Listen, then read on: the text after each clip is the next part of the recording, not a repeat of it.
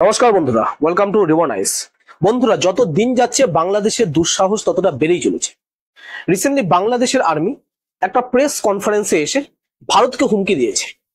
বলছে ভারত যদি অবৈধ বাংলাদেশিদের বাংলাদেশে পাঠানো বন্ধ না করে তাহলে বাংলাদেশের বর্ডারের মধ্যে বাংলাদেশি আর্মি ইন্টারভিন করবে।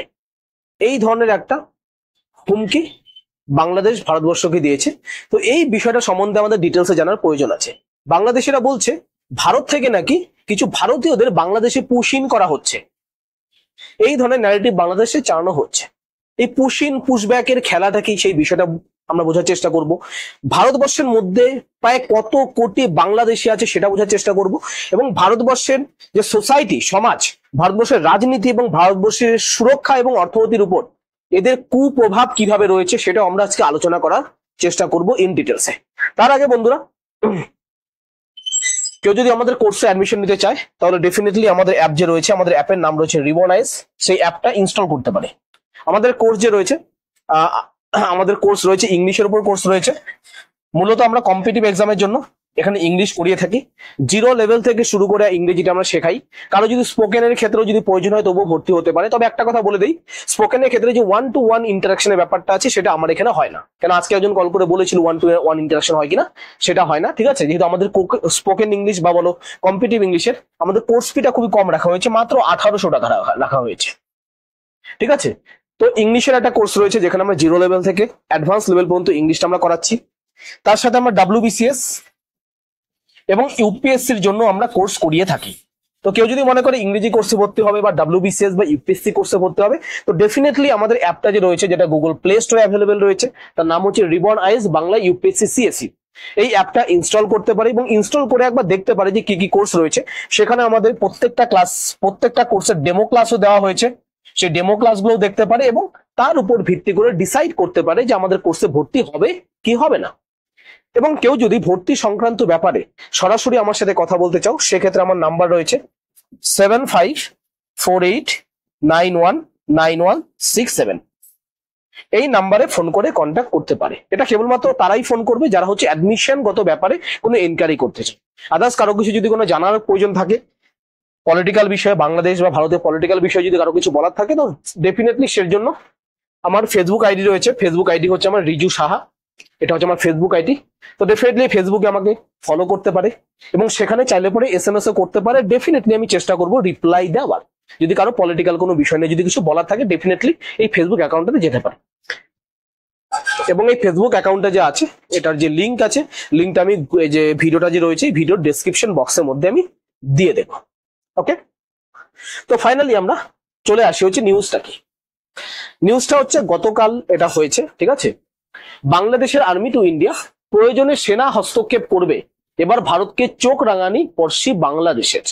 তো বাংলাদেশের আর্মি, সেনাবাহিনী ভারতকে চোখ রাঙাচ্ছে। কি বিষয় দিয়ে চোখ রাঙাচ্ছে? রিসেন্টলি ভারত এবং বাংলাদেশের যে বর্ডারটা রয়েছে, সেই বর্ডারের মধ্যে কিছু ডেভেলপমেন্ট আমরা লক্ষ্য করতে পারছি।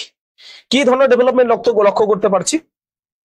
ভারত এবং বাংলাদেশের বর্ডারের এই যে অঞ্চলগুলো যে রয়েছে, ভারত এবং বাংলাদেশের বর্ডারের যে অঞ্চলগুলো রয়েছে, একটু বড় করে নি ম্যাপটা, জাস্ট আ মিনিট। ভারত বাংলাদেশের সাথে 4000-এর বেশি, ভারত বাংলাদেশের সাথে 4000-এর বেশি, 4000+ কিলোমিটার বর্ডার শেয়ার করেছে। যেটা পশ্চিমবঙ্গে রয়েছে, পশ্চিমবঙ্গের সাথে বর্ডার শেয়ার করেছে। একইভাবে আসামের সাথে করেছে, মেঘালয়ের সাথে করেছে, এদিকে আসামের সাথে, ত্রিপুরার সাথে, মিজোরামের সাথে করেছে। তো ভারতবর্ষের অনেকগুলো রাজ্যের সাথে বাংলাদেশ বর্ডার শেয়ার করছে। ঠিক আছে, এবং এই বর্ডার যে আছে টোটাল 4000-এরও বেশি কিলোমিটার জুড়ে এই টোটাল বর্ডারটা রয়েছে। এই বর্ডারটা সম্পূর্ণরূপে বলতে পারো হচ্ছে সম্পূর্ণরূপে এই বর্ডারটা প্রোটেক্টেড না। বর্ডার ফেন্সিং যে আছে, বর্ডার ফেন্সিং সম্পূর্ণ বর্ডারে হয়নি। এই বর্ডারের মধ্যে অনেক জায়গা রয়েছে যেখানে নদী রয়েছে, সেখানে বনজঙ্গল রয়েছে, ফরেস্ট রয়েছে, সেগুলোর মধ্য দিয়ে কন্টিনিউয়াসলি অনুপ্রবেশ ঘটে থাকে। ভারত এখন কি করছে? ভারত রিসেন্টলি ভারতবর্ষের মধ্যে যত বাংলাদেশি অবৈধ মুসলিম রয়েছে, প্রথমত একটা কথা বলি, বাংলাদেশি অবৈধ অনুপ্রবেশকারী যখন বলবো তখন এটা বুঝতে লাগবে আমরা কাদের বলছি। স্পেসিফিক্যালি এগুলো বাংলাদেশি মুসলিমদের কথা বলা হচ্ছে যারা ভারতবর্ষে ঢুকেছে। মনে রাখবে, যখন অবৈধ অনুপ্রবেশকারী আমরা বলি তখন হিন্দুদের কথা বলা হয় না। কারণটা কি? হিন্দুরা হচ্ছে রিফিউজি, তারা শরণার্থী। তারা কোনো ধরনের অবৈধ অনুপ্রবেশকারী না। তো যখন আমি অবৈধ অনুপ্রবেশকারী বলবো তখন বুঝতে হবে বাংলাদেশ থেকে যে মুসলিমরা ভারতবর্ষে এসেছে তাদেরকে আমরা অবৈধ অনুপ্রবেশকারী বলছি এখানে, ঠিক আছে? তো কি করেছে রিসেন্টলি ভারতবর্ষের মধ্যে যেখানেই পাওয়া যাচ্ছে বাংলাদেশি অবৈধ অনুপ্রবেশকারী এবং রোহিঙ্গাদের, তাদেরকে এই বর্ডার দিয়ে বাংলাদেশেই পুশব্যাক করা হচ্ছে। বাংলাদেশেই পুশব্যাক করা হচ্ছে, আসামের সাইড থেকে করা হচ্ছে, ত্রিপুরা সাইড থেকে করা হচ্ছে, ওয়েস্ট বেঙ্গলের সাইড থেকে কম হচ্ছে, আসাম আর ত্রিপুরা থেকে এবং হচ্ছে মেঘালয় থেকে হচ্ছে একটু বেশি পরিমাণে হচ্ছে। রিসেন্টলি ভারত সরকার এই ধরনের একটা স্ট্র্যাটেজি নিয়েছে। এখন প্রশ্ন, ভারত সরকার এমন কি প্রয়োজন হলো যে এই ধরনের একটা স্ট্র্যাটেজি নিতে হয়েছে? বন্ধুরা, একটা এস্টিমেট অনুযায়ী, এটার জন্য কোনো হচ্ছে আমরা একদম যে বলবো অথেন্টিক কোনো হচ্ছে নিউজ আছে যেখানে প্রপারলি বলা হচ্ছে কতজন লোক আছে, ওরকম স্পেসিফিক আমাদের হচ্ছে রিপোর্ট নেই যেখানে প্রপার হিসাব করা হয়েছে। মোটামুটি একটা কিছু সোর্স হিসাবে বলা যেতে পারে ভারতবর্ষে প্রায় 2 থেকে 4 কোটি বাংলাদেশি অবৈধ অনুপ্রবেশকারী ভারতের বিভিন্ন জায়গায় বিচরণ করে বেড়াচ্ছে। 2 থেকে 4 কোটি, এটা ছোটখাটো অ্যামাউন্ট না। 2 থেকে 4 কোটি বাংলাদেশিরা যারা ভারতবর্ষে এসেছে।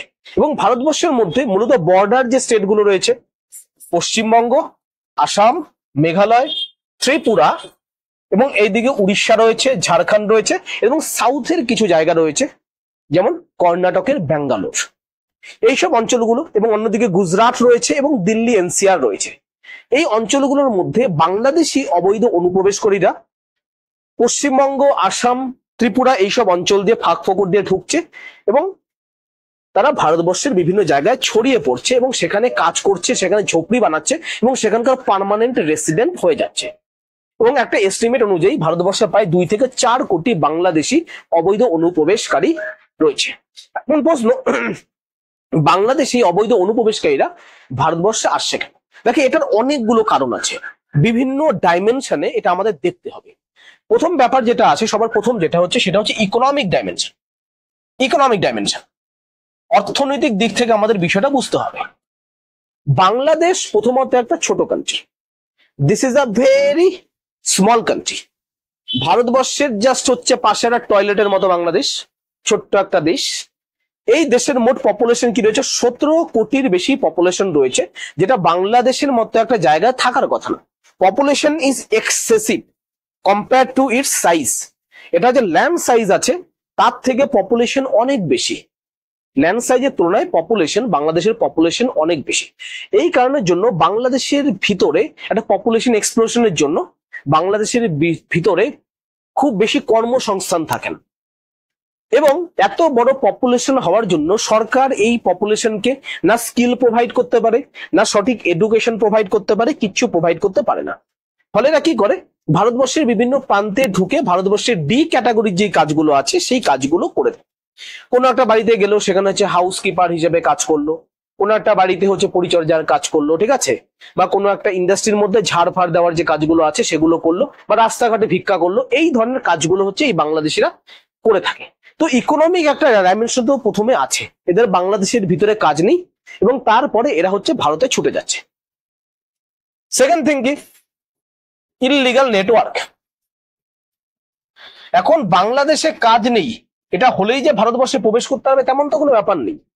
এবং এদেরকে ফ্যাসিলিটেট করার জন্য বাংলাদেশের এই সাইডে এবং ভারতের এই সাইডে দুই তরফ থেকে কিছু ইললিগাল মানুষ রয়েছে, কিছু অবৈধ ব্যক্তি রয়েছে যারা হচ্ছে একটা অবৈধ নেটওয়ার্ক তৈরি করে রেখেছে এবং তারা পয়সার বিনিময়ে এইসব লোকগুলোকে, এইসব মেয়েদেরকে, এবং বেশিরভাগ মেয়ে যারা বাংলাদেশ থেকে পশ্চিমবঙ্গে আসে তারা হচ্ছে মূলত দেহ ব্যবসার সাথে হচ্ছে যুক্ত থাকে, তারা ফ্লেশ ট্রেডের সাথে যুক্ত থাকে। এবং পশ্চিমবঙ্গের যে সবচেয়ে বড় যে হচ্ছে প্রস্টিটিউশন হাব রয়েছে, পতিতালয়, সোনাগাছি, সেখানেও majority of the women belong to the Bangladeshi population. তো বাংলাদেশ থেকে বহু মানুষ আসে, বহু মহিলা, এদেরকে পাচার করা হয় এই সাইড থেকে এবং তাদেরকে এখানে ফ্লেশ ট্রেড যে আছে ফ্লেশ ট্রেডে যুক্ত করা হয় বা দেহ ব্যবসায় যুক্ত করা হয়। এবং এখানে সবচেয়ে বেশি কারা থাকে, এখানে সবচেয়ে বেশি যোগাযোগ যারা হচ্ছে এই কাজগুলো ফ্যাসিলিটেট করছে তারা হচ্ছে ইললিগাল ট্রাফিকিং নেটওয়ার্ক। ইললিগাল একটা ট্রাফিকিং নেটওয়ার্ক আছে, হিউম্যান ট্রাফিকিং একটা নেটওয়ার্ক আছে, যার মেম্বার ভারতবর্ষের সাইডেও আছে, বাংলাদেশের সাইডেও আছে। এই জায়গা থেকে প্রথমত পয়সা নেওয়া হয় বাংলাদেশ থেকে এবং বর্ডারের আশেপাশে যে ছোট ছোট ফাঁক ফোকর গুলো আছে, সে নদী হতে পারে, জঙ্গল হতে পারে, সেগুলো দিয়ে রাতের অন্ধকারে এদেরকে ভারতবর্ষে প্রবেশ করিয়ে দেয়। এই ভারতবর্ষে যখন প্রবেশ করিয়ে দেয়, করিয়ে দেওয়ার পরে এই পাশের যে নেটওয়ার্ক গুলো আছে এরা এই পাশে অ্যাক্টিভ হয়ে যায়, এই পাশের নেটওয়ার্ক গুলো অ্যাক্টিভ হয়ে যায়। এখন প্রশ্ন, এই পাশের নেটওয়ার্ক গুলো অ্যাক্টিভ হয়ে করেটা কি? এই পাশের নেটওয়ার্কটা যখন অ্যাক্টিভ হয়ে যায়, এরা সবার প্রথমত এইসব ইল্লিগাল যে বাংলাদেশি গুলো যে না আছে, এদের জন্য ডকুমেন্টস বানানো শুরু করে। এবং এই ডকুমেন্ট বানানোর সবচেয়ে বড় হাব যদি দেখি, সেটা হচ্ছে কলকাতা, মালদা, মুর্শিদাবাদ, দিনাজপুর ডিস্ট্রিক্ট, এদিকে 24 পরগনা যে রয়েছে, হাওড়া 24 পরগনা, এইসব যে ডিস্ট্রিক্ট গুলো আছে, এইসব ডিস্ট্রিক্টে যে এই ইল্লিগাল নেটওয়ার্ক গুলো আছে, এটা এদের জন্য ডকুমেন্টস বানানোর জন্য কাজ করে। কি কি ডকুমেন্টস বানায়? আধার কার্ড বানায়, তারপর কি বানায়, যে হচ্ছে প্যান কার্ড যা আছে, প্যান কার্ড বানাবে, 3 নাম্বার ভোটার আইডি বানাবে, এবং 4 নাম্বার রেশন কার্ড বানাবে। এবং এদেরকে বানিয়ে দেওয়ার পরে, এগুলো বানিয়ে দেওয়ার পরে, এগুলো পশ্চিমবঙ্গ থেকে হোক বা আসাম থেকে হোক, বিভিন্ন জায়গা থেকে এরা ভারতের বিভিন্ন প্রান্তে তারপরে ছুটতে থাকে, এবং সেখানে পশ্চিমবঙ্গের ডকুমেন্টস দেখিয়ে তারা দাবি করা শুরু করে তারা পশ্চিমবঙ্গের বাসিন্দা, তারা কলকাতা থেকে এসেছে এবং কলকাতা থেকে এখানে এসে কাজ করছে। কারণ তাদের ডকুমেন্টস এর মধ্যে কলকাতার ছাপ রয়েছে, 24 পরগনার ছাপ রয়েছে, মালদার ছাপ রয়েছে, মুর্শিদাবাদের ছাপ রয়েছে। এবং এরকম প্রচুর বাংলাদেশি রয়েছে যাদের ডকুমেন্টস গুলো যখন উদ্ধার করা হচ্ছে, তখন দেখা যাচ্ছে এদের ডকুমেন্টস এর মধ্যে মূলত বাংলার একটা ইনফ্লুয়েন্স পাওয়া যাচ্ছে, এবং এইরকম একটা বিরাট নেটওয়ার্ক এখানে কাজ করছে। এখন প্রশ্ন আসতেই পারে, এই নেটওয়ার্ক গুলো কি এত সাহস, এদের কি এত ক্ষমতা যেটা ডকুমেন্টস বানিয়ে দিতে পারে? এখানে প্রশ্ন আসে ভারতবর্ষের টোটাল অ্যাডমিনিস্ট্রেটিভ সিস্টেমের। ভারতবর্ষের যে অ্যাডমিনিস্ট্রেটিভ সিস্টেম বা প্রশাসনিক ব্যবস্থা রয়েছে, সেটা বড় প্রশ্নের মধ্যে চলে আসে। এখন ডকুমেন্টস গুলো যে বানাচ্ছে, ডকুমেন্টস গুলো কি করে বানাচ্ছে? ডকুমেন্টস বানানোর জন্য কিছু ডকুমেন্টস ফেক বানাচ্ছে এবং অরিজিনালের মতো লাগছে। তো ভারতবর্ষের পুলিশ প্রশাসন কি করছে, তাদের কেন ধরতে পারছে না? ফার্স্ট থিং হচ্ছে এটা। আর দ্বিতীয়ত, লোকাল লেভেলে ফেক ডকুমেন্টস বানাচ্ছে কি করে? এইখানে প্রশ্ন আসে হচ্ছে লোকাল লেভেলের অ্যাডমিনিস্ট্রেশন যারা আছে তারা, প্লাস লোকাল লেভেলে যে পলিটিক্যাল পার্টি গুলো আছে বা পলিটিক্যাল লিডার যারা আছে তারা। এখানে পশ্চিমবঙ্গ বলো বা ভারতবর্ষের বলো, সবচেয়ে জঘন্যতম জিনিস যেটা আছে সেটা হচ্ছে ভোট পলিটিক্স যেটা আছে, ভোট ব্যাংক পলিটিক্স। সেই ভোট ব্যাংক পলিটিক্স এখানে চলে আসে।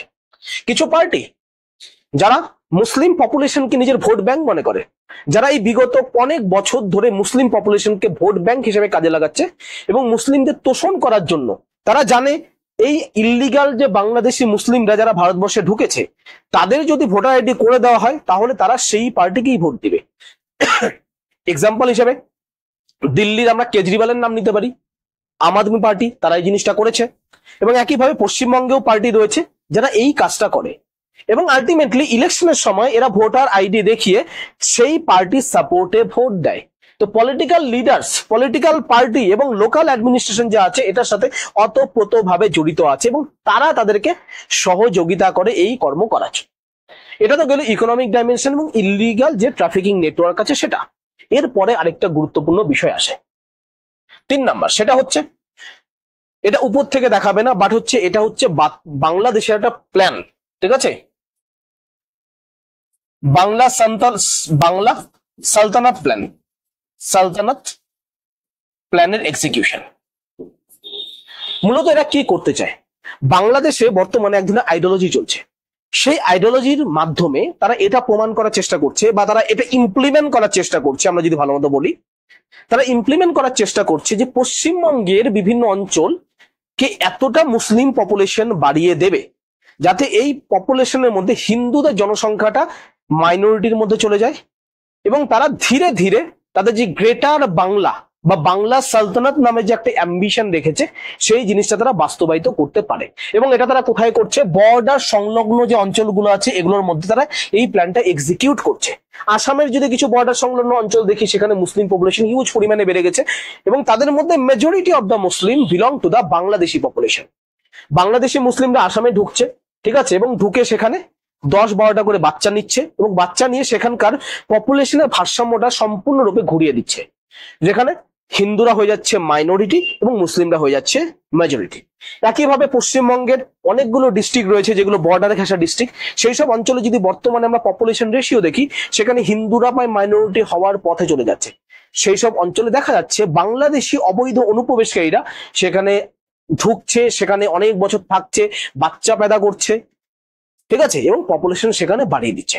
তো এটা একটা ঘোর ষড়যন্ত্রের অংশ হিসেবে আমরা দেখতে পারি, যেটা হচ্ছে বাংলা সালতানাত টাইপের একটা ষড়যন্ত্র আমরা বলতে পারি। এটা একটা বিগেস্ট বলতে পারো হচ্ছে কনসার্ন বলতে পারি আমাদের ক্ষেত্রে। এরা সম্পূর্ণরূপে যে পপুলেশন রেশিও আছে সেটাকে আমাদের বিরুদ্ধে করে দিচ্ছে। ডেমোগ্রাফিক্যাল চেঞ্জ এই লেভেলে নিয়ে আসবে, একটা সময় আসবে যখন প্রত্যেকটা ডিস্ট্রিক্টে এই পপুলেশন, মুসলিম পপুলেশন সবচেয়ে বেশি থাকবে, মেজরিটিতে থাকবে, এবং মাইনরিটি থাকবে হিন্দু। এবং এই মুসলিম পপুলেশনের মধ্যে কারা থাকবে? ওয়েস্ট বেঙ্গলের মুসলিমরা না।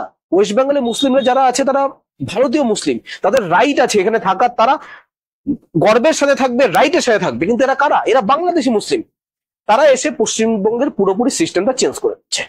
এবং তার একই সাথে সাথে এরা যখন পশ্চিমবঙ্গে ঢুকছে, ডেমোগ্রাফিক চেঞ্জ করার সাথে সাথে আরো কিছু টেররিস্ট অ্যাক্টিভিটির সাথে যুক্ত আছে এবং স্পাইং অ্যাক্টিভিটির সাথে যুক্ত হচ্ছে।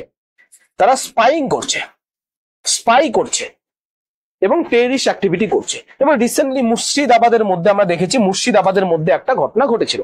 মুর্শিদাবাদে একটা দাঙ্গা হয়েছিল, সেখানে দেখেছি হিন্দুদের বাড়িঘর যেটা আছে, রিসেন্টলি হচ্ছে যে রিপোর্টটা এসেছে, সেই রিপোর্টে বলা হয়েছে হিন্দুদের বাড়িকে স্পেসিফিক্যালি টার্গেট করা হয়েছে এবং সেখানে একজন পার্টির কাউন্সিলরের নাম বলা হয়েছে, সে এটার সাথে অতপ্রতভাবে জড়িত ছিল এবং পুলিশ কি করছে, হাতে হাত ধরে চুপ করে বসেছে। এটা আমরা দেখেছি। এবং এটাতেও বলা হচ্ছে, অনেক নিউজ পেপার এটা বলেছে যে মুর্শিদাবাদে দাঙ্গাটা হয়েছে সেখানে বাংলাদেশি যে জিহাদি গ্রুপগুলো আছে তাদের একটা কানেকশন রয়েছে।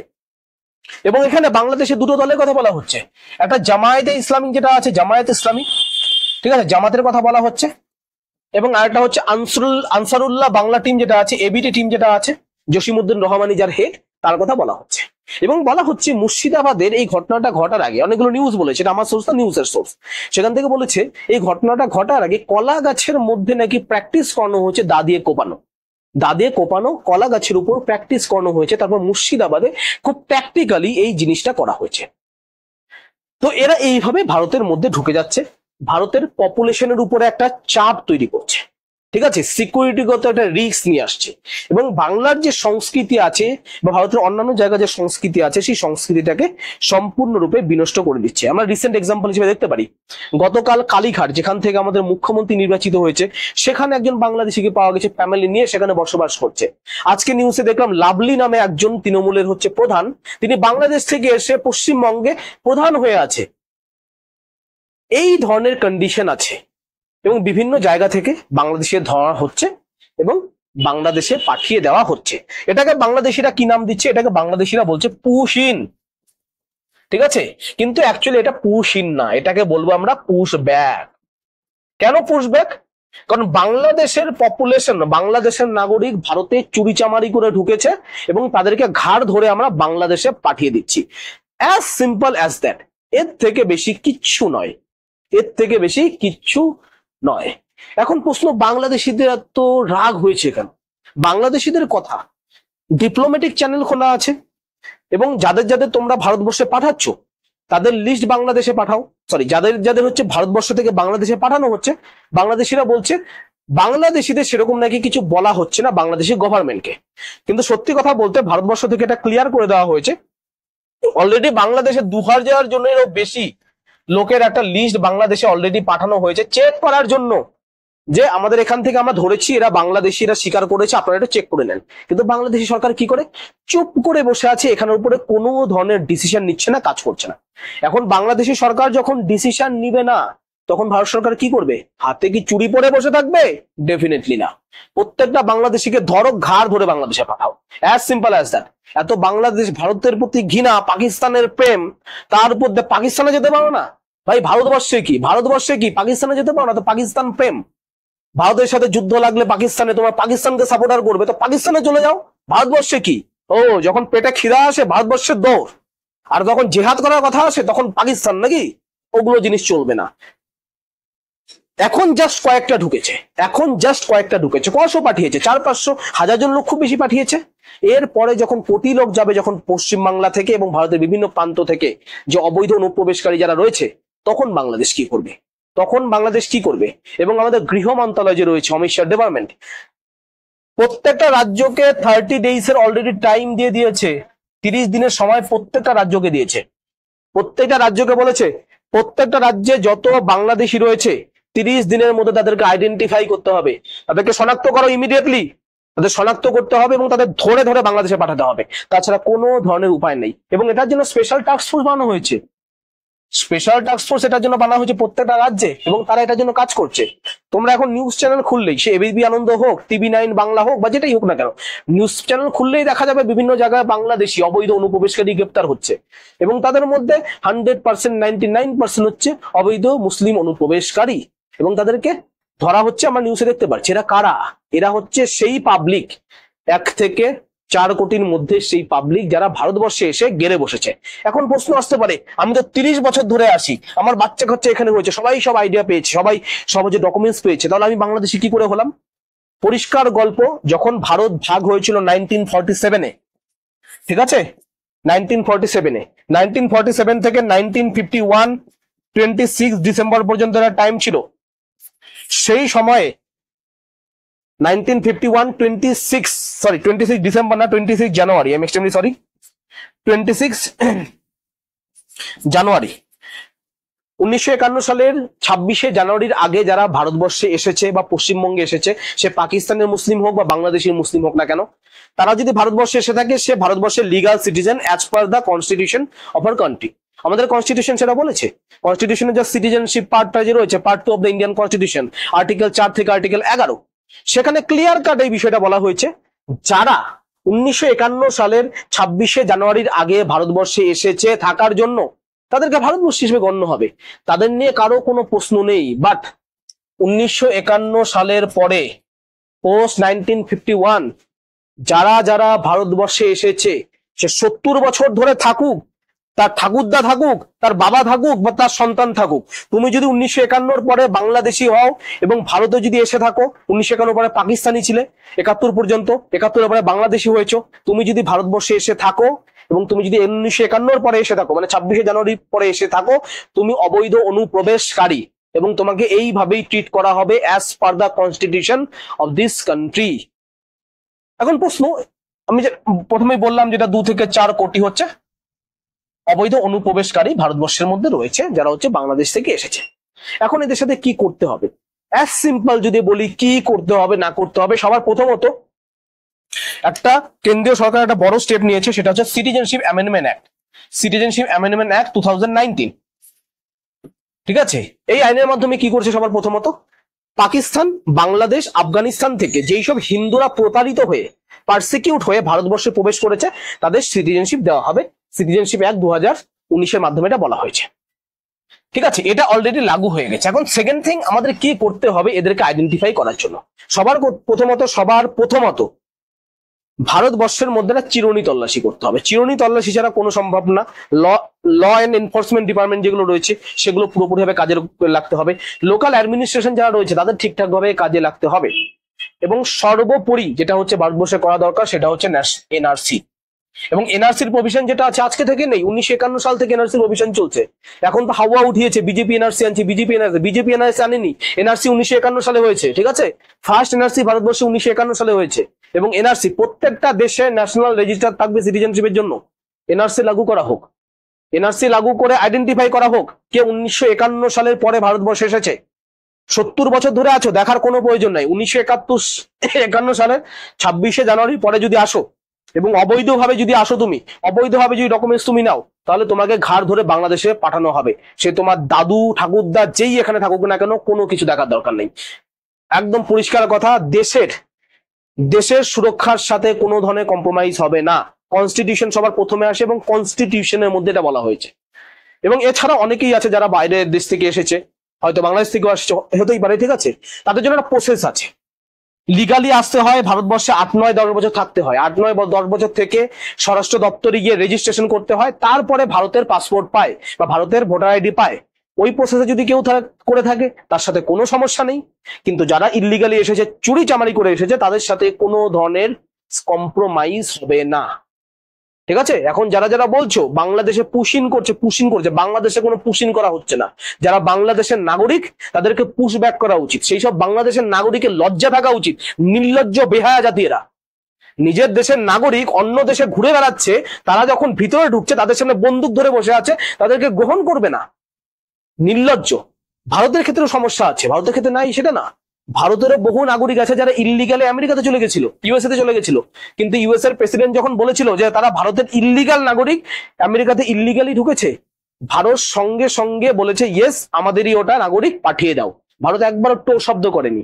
তোমার নিজেদের নাগরিককে গ্রহণ করতে ভয় পাও আর বড় বড় ভাষণ দাও, সালতানাতে বাংলা করব, এসো শুটিয়ে লাল করে দেব। তো বন্ধুরা, আজকে এই ভিডিওটা হচ্ছে এই পর্যন্তই, ঠিক আছে? তা আপনাদেরও আশেপাশে দেখা যাবে অনেকেই আছে বাংলাদেশে অবৈধ অনুপ্রবেশকারী। যদি কোনো জায়গায় মনে হয় যে বাংলাদেশে অবৈধ অনুপ্রবেশকারী আজকে এসেছে বা 10 বছর আগে এসেছে, 20 বছর আগে এসেছে বা 30 বছর আগে এসেছে, কোনো কথা নেই, সোজা পুলিশ থানাতে যান, পুলিশ স্টেশনে যান এবং পুলিশ স্টেশনে গিয়ে সোজা তাদের নামে কমপ্লেন করুন। তাদের নামে যখন কমপ্লেন করবেন অটোমেটিক্যালি তারা ঠিক হয়ে যাবে, ঠিক আছে? পুলিশ প্রশাসন সেটা দেখে নিবে। 30 বছর ধরে ভারতবর্ষে আছি তার মানে এটা না যে তুমি ভারতের পাবলিক। 30 বছর থেকে ভারতে থাকা মানেই হচ্ছে ভারতের নাগরিক হওয়া যায় না, ঠিক আছে? এটা একটা সিস্টেম আছে, ঠিক আছে? ইললিগালি ভারতবর্ষের নাগরিক যারা আছে তাদের সবাইকে ইমিডিয়েটলি ভারত থেকে খেদাতে হবে, নাহলে ভারতবর্ষের যে সুরক্ষা আছে, স্পেসিফিক্যালি বর্ডার সংলগ্ন যে অঞ্চলগুলো আছে, যেমন পশ্চিমবঙ্গ, আসাম, ত্রিপুরা, এইসব অঞ্চলগুলোর সুরক্ষা পুরোপুরিভাবে বিঘ্নিত হবে এবং এটাই হওয়া উচিত। এদেরকে সবগুলোকে ধরো আর বের কোনো কোনো গল্প নেই, ঠিক আছে? তো আজকের জন্য এইটুকুই, নমস্কার।